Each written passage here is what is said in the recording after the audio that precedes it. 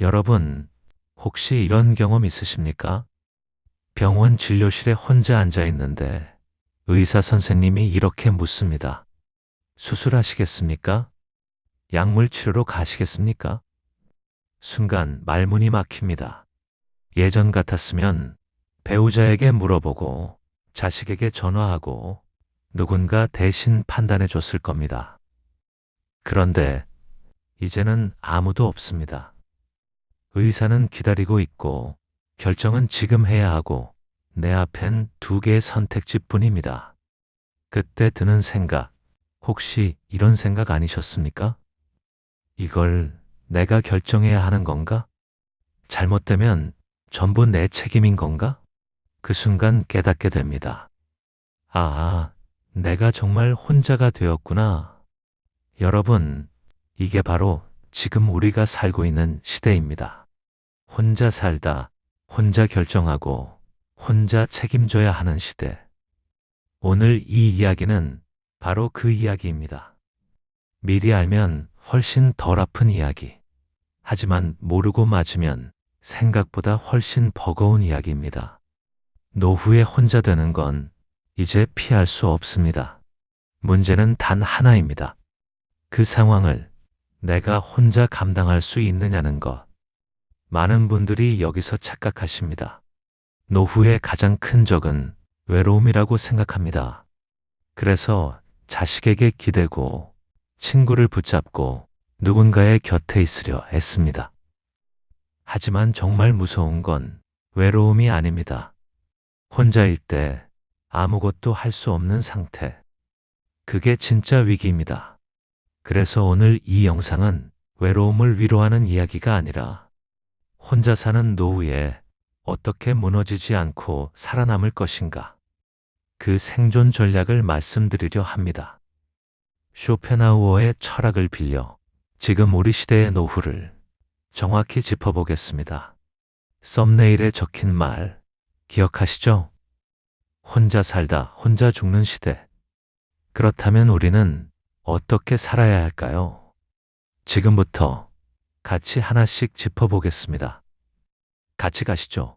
참, 이 이야기가 지금 같은 고민을 하고 계신 다른 분들에게도 전해졌으면 합니다. 여러분의 구독과 좋아요가 큰 힘이 됩니다. 그럼 이제 이야기를 이어가겠습니다. 먼저 이해해야 할 게 있습니다. 왜 지금의 노후가 과거와 다른지를요. 우리 부모님 세대만 해도 은퇴 후에도 가족이 곁에 있었습니다.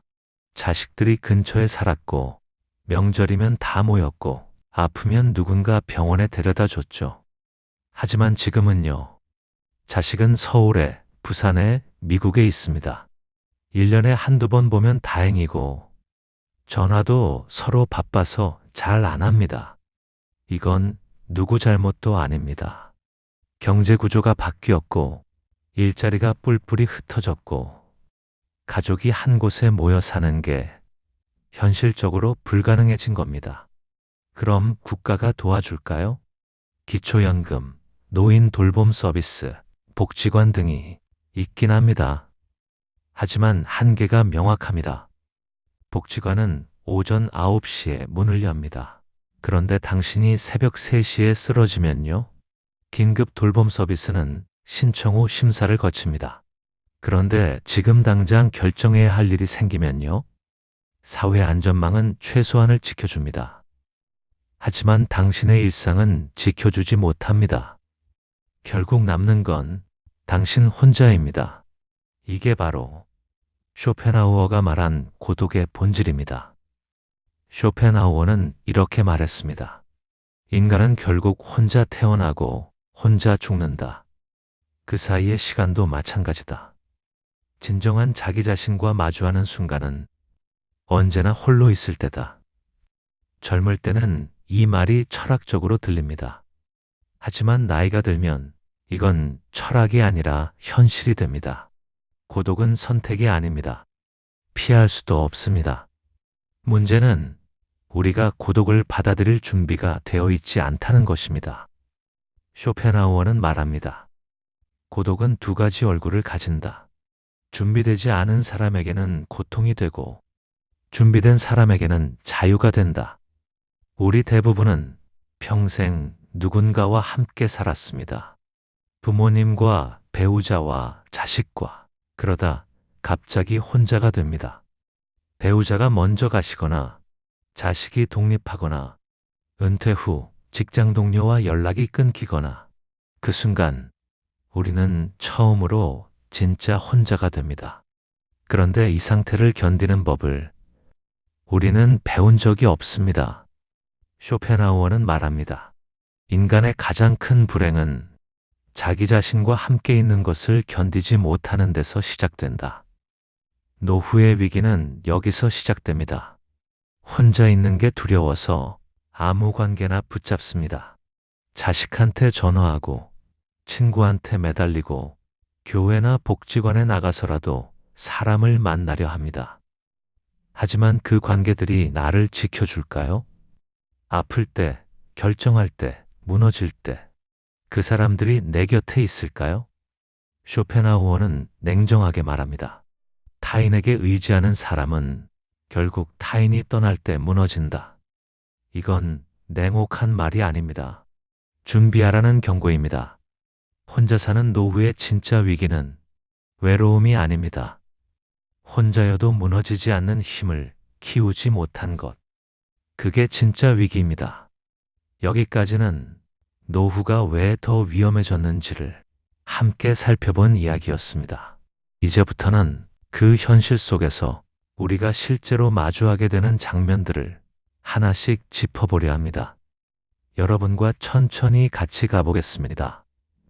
그럼 구체적으로 혼자 사는 노후에서 어떤 순간이 위기일까요? 다수의 시니어 분들이 말하는 위기는 크게 세 가지입니다. 첫 번째 위기는 혼자 결정해야 하는 순간입니다. 예를 들어 이런 상황입니다. 은행에서 문자가 왔습니다.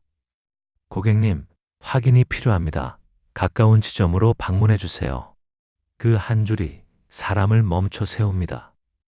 창고에 앉으면 직원이 설명을 시작합니다. 갱신, 해지, 자동이체, 수수료, 보장 변경. 말은 친절한데 무슨 말인지 잘 와닿지 않습니다. 예전 같았으면 배우자에게 물어보고 자식에게 전화해서 상의했을 겁니다. 그런데 지금은요. 설명은 끝났고 결정은 지금 하라고 합니다. 어떻게 아시겠어요? 그 순간 머릿속이 하얘집니다. 이걸 유지해야 하는 건지, 해지해도 되는 건지, 잘못 선택하면 손해는 아닌지, 물어볼 사람은 없고 결정은 내가 해야 합니다. 이게 바로 노후의 현실입니다. 누가 나를 괴롭히는 것도 아닙니다. 누가 일부러 힘들게 하는 것도 아닙니다. 그저 혼자 결정해야 하는 순간이 너무 많이 찾아오는 겁니다. 쇼펜하우어는 이렇게 말했습니다. 인간은 자신의 삶의 책임을 타인에게 맡기고 싶어 한다. 그러나 결국 그 삶을 사는 건 자기 자신이다. 노후는 결정을 미룰 수 없는 시간입니다. 누군가 대신 정해주길 기다리면 시간은 흐르고 상황이 나를 대신 결정해버립니다. 이것이 혼자 사는 노후의 첫 번째 위기입니다. 두 번째 위기는 위급한 상황에 대처할 능력이 없다는 것입니다. 이런 경험 있으신가요? 새벽에 배가 아픕니다. 화장실을 다녀와도 계속 아파요. 119를 불러야 할까요? 아침까지 기다려야 할까요? 혼자서 판단할 수가 없습니다. 결국 참다가 다음날 아침 병원 가서 어제 왜 안 오셨어요? 라는 말을 듣습니다. 이건 단순히 의료 문제만이 아닙니다. 보일러가 고장났는데 어디에 전화해야 할지 모릅니다. 문 손잡이가 부러졌는데 어떻게 고쳐야 할지 모릅니다. 스마트폰이 말을 안 들으면 그냥 포기하고 사용을 중단합니다.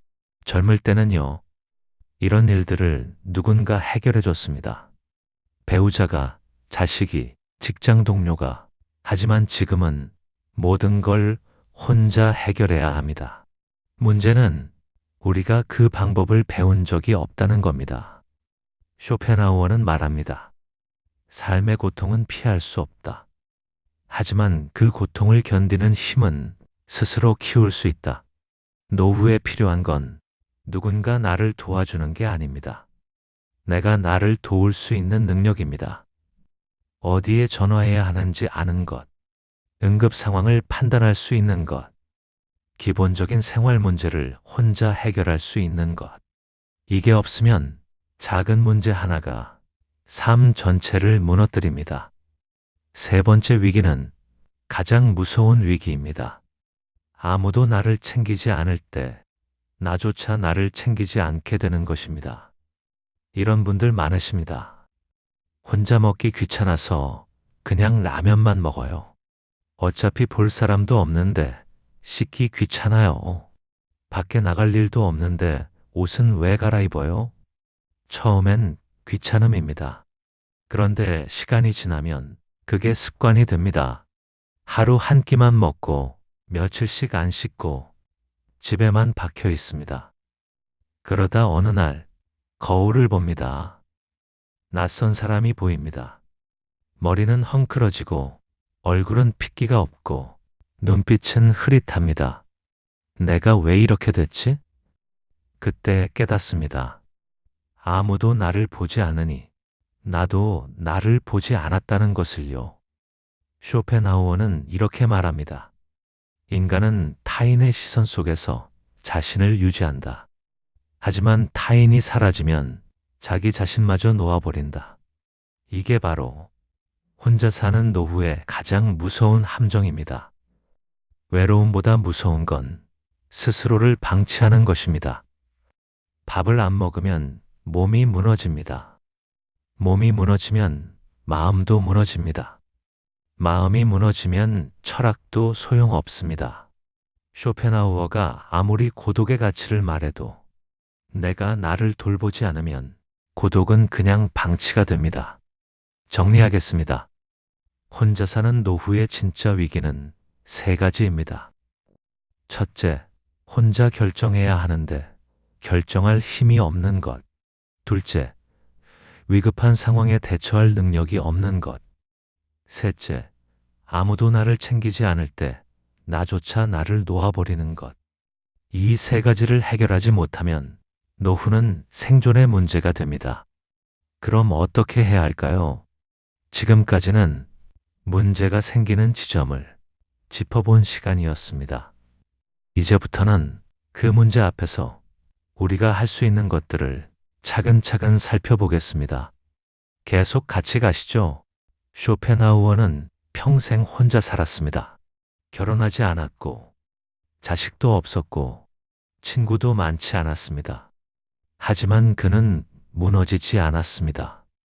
72세까지 살며 글을 쓰고 사유하고 자기 삶을 지켰습니다. 어떻게 가능했을까요? 그가 남긴 철학 속에 혼자 사는 노후를 견디는 전략이 숨어 있습니다. 그의 사상을 지금 우리 시대 노후의 언어로 번역해 보았습니다. 세 가지 생존 전략을 말씀드리겠습니다. 생존 전략 1. 관계를 기대에서 설계로 바꿔라. 쇼펜하우어는 이렇게 말합니다. 인간은 타인에게 너무 많은 것을 기대한다. 그리고 그 기대가 무너질 때 고통받는다. 우리는 관계를 이렇게 생각합니다. 가족이니까 당연히 도와줄 거야. 친구니까 연락하면 나와줄 거야. 이웃이니까 어려울 때 손 내밀어 줄 거야. 하지만 현실은요? 자식은 바쁩니다. 친구는 자기 일로 정신없습니다. 이웃은 나를 모릅니다. 그러면 우리는 상처받습니다. 역시 혼자구나. 아무도 날 신경 안 쓰는구나. 하지만 쇼펜하우어는 묻습니다. 그들이 당신을 버린 걸까요? 아니면 당신이 그들에게 과도하게 기대한 걸까요? 노후의 관계는 기대가 아니라 설계여야 합니다. 무슨 뜻이냐면요. 자식한테 기대하지 마세요. 대신 일주일에 한 번 통화 시간을 정하세요. 친구가 먼저 연락 오길 기다리지 마세요. 대신 한 달에 한 번 밤 약속을 먼저 잡으세요. 이웃이 나를 알아주길 바라지 마세요. 대신 엘리베이터에서 먼저 인사하세요. 관계는 저절로 유지되지 않습니다. 설계하고 관리하고 움직여야 합니다. 특히 중요한 건 생활 반경 안의 관계입니다. 자식은 서울에 있어도 당장 도와줄 수 없습니다. 하지만 같은 아파트 이웃, 단골 약국 약사, 동네 식당 주인, 복지관 직원, 이 사람들은 당신 근처에 있습니다. 이들과의 관계를 어쩌다 마주치는 사람에서 아는 사람으로 만드세요. 이름을 기억하고 가끔 말을 걸고 작은 부탁도 해보세요. 쇼펜하우어는 말합니다.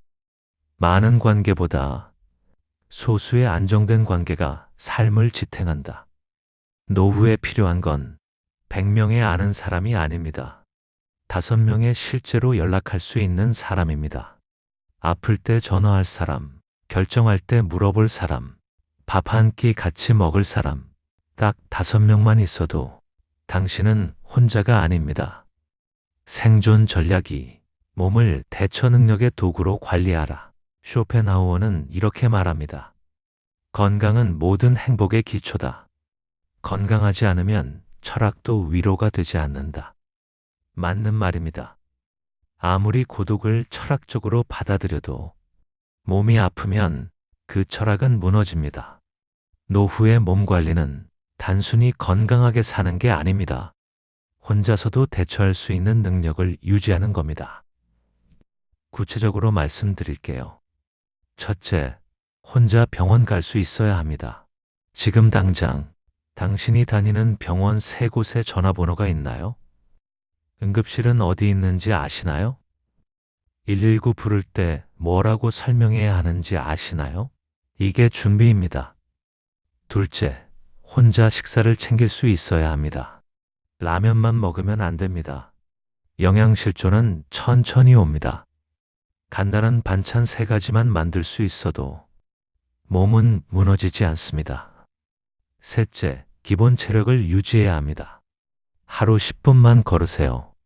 그게 안 되면 5분이라도요. 계단 대신 엘리베이터 타는 게 편하지만 한 층만이라도 걸어 올라가세요. 쇼펜하우어는 매일 산책했습니다. 비가 와도 눈이 와도 걸었습니다. 그는 말합니다. 몸이 움직여야 마음도 움직인다. 넷째, 비상 대비 체크리스트를 만드세요. 119 전화번호, 가족연락처, 복용 중인 약 목록, 병력 기록, 보험증권 위치. 이걸 A4 한 장에 적어서 냉장고에 붙여두세요. 혼자 쓰러졌을 때 119 대원이 와서 이걸 보면 당신을 살릴 수 있습니다. 몸은 도움의 대상이 아닙니다. 생존 도구입니다. 생존 전략 3. 마음을 방치하지 마라. 쇼펜하우어는 이렇게 말합니다. 고독은 정신을 날카롭게 만든다. 하지만 방치하면 정신을 무디게 만든다. 혼자 있는 시간이 길어지면 마음은 2가지 중 하나가 됩니다. 더 깊어지거나 더 무너지거나 차이는 단 하나입니다. 마음을 관리하느냐, 방치하느냐. 구체적으로 말씀드릴게요. 첫째, 루틴을 만드세요. 매일 같은 시간에 일어나세요. 매일 같은 시간에 밥 먹으세요. 매일 같은 시간에 산책하세요. 루틴이 있으면 마음이 흔들려도 몸이 당신을 끌고 갑니다.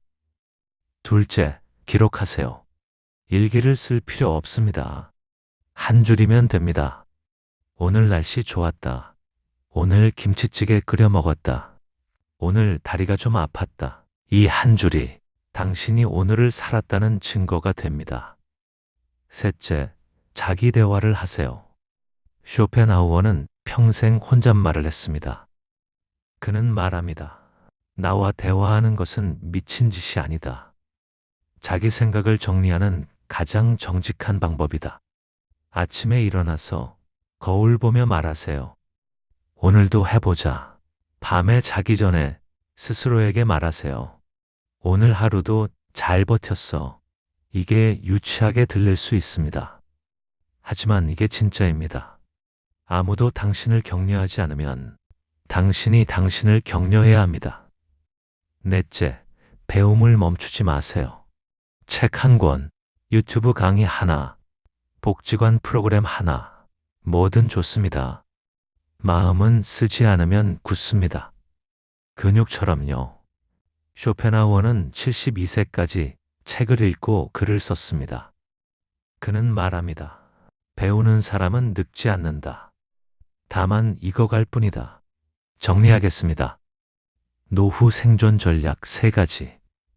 첫째, 관계를 기대해서 설계로 바꾸세요. 둘째, 몸을 대처 능력의 도구로 관리하세요. 셋째, 마음을 루틴과 기록과 배움으로 지키세요. 이 3가지가 갖춰지면 당신은 혼자여도 무너지지 않습니다. 지금까지 말씀드린 것들은 이론이거나 머리로만 이해해야 하는 이야기가 아닙니다. 이미 이렇게 살아가고 있는 분들이 있습니다. 이제부터는 그분들의 이야기를 조금 들어보겠습니다. 3가지를 들려드리겠습니다. 극적인 성공담이 아닙니다. 평범한 분들의 작은 변화입니다. 하지만 이 작은 변화가 그분들의 노후를 지켰습니다. 사례 1. 관계를 설계한 72세 이순자 씨. 이순자 씨는 남편과 사별 후 혼자 살게 되었습니다. 자식은 둘인데 큰아들은 미국에, 작은아들은 부산에 삽니다. 처음엔 자식들이 자주 연락 오길 기다렸습니다. 하지만 한 달에 한 번도 전화가 안 왔습니다. 외로움이 밀려왔습니다. 그러다 어느 날 복지관에서 상담사 선생님이 물었습니다. 어머니, 근처에 아는 사람 있으세요? 없어요. 그럼 하나씩 만들어 보시면 어떨까요? 이순자 씨는 그날부터 시작했습니다. 아파트 경비 아저씨한테 먼저 인사했습니다. 단골마트 계산대 직원한테 이름을 물었습니다. 복지관 프로그램에 나가서 옆자리 할머니한테 말을 걸었습니다. 처음엔 어색했습니다. 하지만 6개월이 지나자 경비 아저씨는 이순자 씨를 알아봤고 마트 직원은 어머니 오셨어요? 하고 반겼고 복지관 할머니는 같이 밥 먹자고 했습니다. 그리고 1년 뒤 이순자 씨가 아파서 병원에 갔을 때 복지관 친구가 전화해서 물었습니다. 오늘 왜 안 나오셨어요? 이순자 씨는 그제야 깨달았습니다. 기다리는 관계가 아니라 만드는 관계가 나를 지킨다는 것을요. 쇼펜하우어는 말합니다. 진정한 관계는 서로 의존하는 게 아니라 서로 존재를 확인하는 것이다. 사례 2. 몸을 관리한 68세 김철수 씨. 김철수 씨는 은퇴 후 집에만 있었습니다. 아침에 일어나면 TV 켜고 소파에 앉아서 하루를 보냈습니다. 식사는 배달 음식, 운동은 전혀 안 했습니다. 1년이 지나자 몸무게가 10kg 늘었고 혈압이 올랐고 당뇨 전 단계라는 진단을 받았습니다. 의사 선생님이 말했습니다. 이러다간 5년 안에 큰 병 옵니다. 걷기라도 시작하세요. 김철수 씨는 그날 저녁 집 근처 공원을 걸었습니다. 딱 10분. 숨이 찼습니다. 다리가 아팠습니다. 하지만 다음 날 또 걸었습니다. 2주가 지나자 10분이 15분이 되었습니다. 한 달이 지나자 30분을 걸을 수 있었습니다. 그리고 3개월 뒤 김철수 씨는 작은 변화를 느꼈습니다. 아침에 일어날 때 몸이 가벼웠습니다. 밥을 먹을 때 입맛이 돌아왔습니다. 혈압약을 줄일 수 있었습니다. 김철수 씨는 말합니다. 처음엔 건강 때문에 걸었는데 이제는 걷지 않으면 불안해요. 걷는 게 나를 지탱하는 힘이 된 것 같아요. 쇼펜하우어는 말합니다. 몸이 건강해야 마음도 견딜 수 있다. 사례 3. 마음을 지킨 75세 박영희 씨. 박영희 씨는 남편과 사별 후 심한 우울감에 시달렸습니다. 아무것도 하기 싫었습니다. 밥도 안 먹고 씻지도 않고 하루 종일 누워만 있었습니다. 자식들이 걱정해서 복지관 상담을 권했습니다. 상담사 선생님이 물었습니다. 어머니, 하루에 한 가지만 하실 수 있으세요? 뭘요? 아무거나요. 밥 한 끼 먹기, 산책 5분 하기, 일기 한 줄 쓰기, 뭐든 좋습니다. 박영희 씨는 일기를 선택했습니다. 처음엔 한 줄도 못 썼습니다. 머릿속이 텅 비어 있었으니까요. 그래서 이렇게 썼습니다. 오늘 아무것도 안 했다. 다음 날도 똑같이 썼습니다. 오늘도 아무것도 안 했다. 하지만 일주일째 되는 날, 문득 다른 문장이 나왔습니다. 오늘 창밖에 새가 날아다녔다. 그 한 줄이 박영희 씨를 조금 깨웠습니다. 2주째 되는 날, 오늘 라면 끓여 먹었다. 3주째 되는 날, 오늘 복지관 선생님이 전화했다. 한 달이 지나자 박영희 씨는 자기 일기를 읽어봤습니다. 그리고 깨달았습니다. 아무것도 안 한 게 아니었다는 것을요. 작은 것들이 쌓였습니다. 새를 본 것, 밥을 먹은 것, 전화를 받은 것, 그게 다 살아있다는 증거였습니다. 박영희 씨는 말합니다. 일기가 나를 살렸어요. 쓰지 않았으면 내가 뭘 했는지도 몰랐을 거예요. 쇼펜하우어는 말합니다. 기록은 혼자 있는 사람의 증인이다. 여러분, 여기까지 함께 잘 오셨습니다. 이제 마무리하겠습니다. 오늘 우리는 혼자 사는 노후의 진짜 위기가 무엇인지 이야기했습니다. 그 위기는 외로움이 아니었습니다. 혼자 아플 때 어떻게 해야 할지 모르고 중요한 결정을 앞두고도 그걸 감당할 준비가 되어 있지 않은 상태. 바로 준비되지 않은 고독. 그것이 진짜 위기였습니다. 쇼펜하우어는 고독을 피하라고 말하지 않았습니다. 대신 이렇게 말했습니다. 인간의 불행은 혼자 있는 상황이 아니라 그 시간을 감당할 힘이 없는 데서 시작된다. 노후는 무언가를 잃는 시간이 아닙니다. 타인에게 맡겨두었던 삶을 다시 내 손으로 가져오는 시간입니다.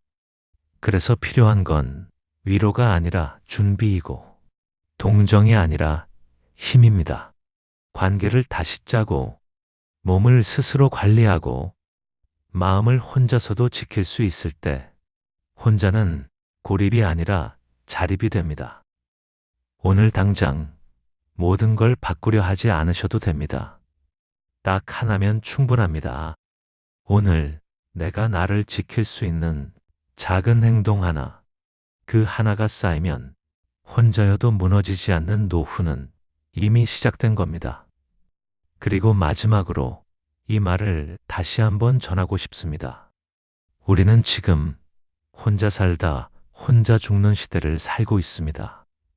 준비한다면 혼자서도 끝까지 자기 삶을 지킬 수 있습니다. 오늘 이야기 여기까지입니다. 끝까지 함께 해주셔서 진심으로 감사합니다. 구독과 좋아요는 이런 이야기를 계속 이어갈 수 있는 힘이 됩니다. 다음 이야기에서 또 뵙겠습니다. 건강하세요.